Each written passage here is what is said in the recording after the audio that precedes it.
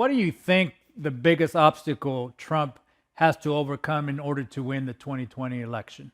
Well, it's interesting. I think the biggest obstacle is lack of faith.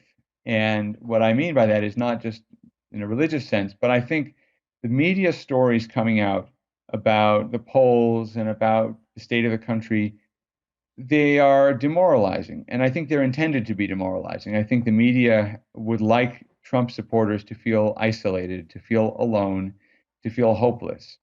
And the fact that people can't get together, people can't have political rallies quite so easily anyway, I think that has contributed to that feeling.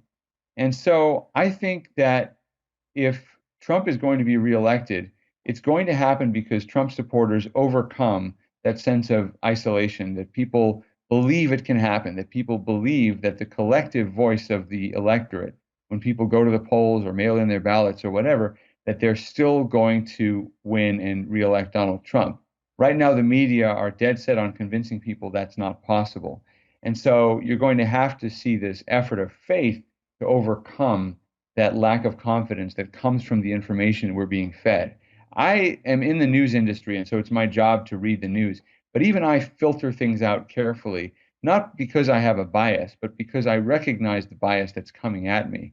I realize that there are a lot of stories that are in the news that aren't really news that are put there because the people writing and publishing those stories want me to have a certain feeling or want me to emphasize something in particular.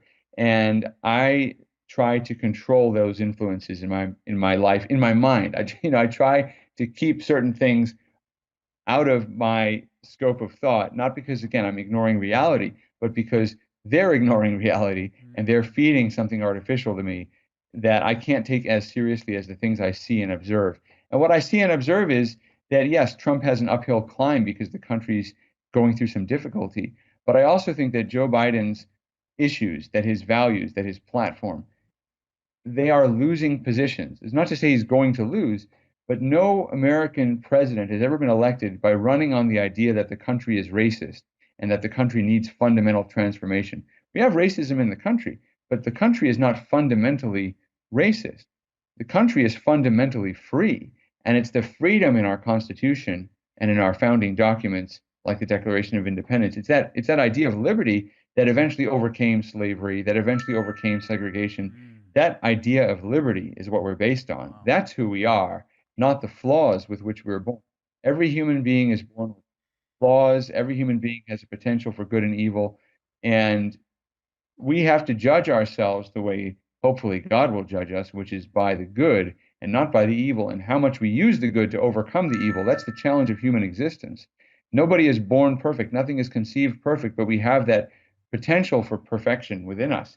So, why should we judge America by its flaws? We should judge America by its wonderful potential. Biden is running against that. And I don't know if that's the same Joe Biden that we've seen for half a century, Mm, but it's the Joe Biden that's being presented to us now. And I think wow. that that's a losing position. So that's what I see. Yeah.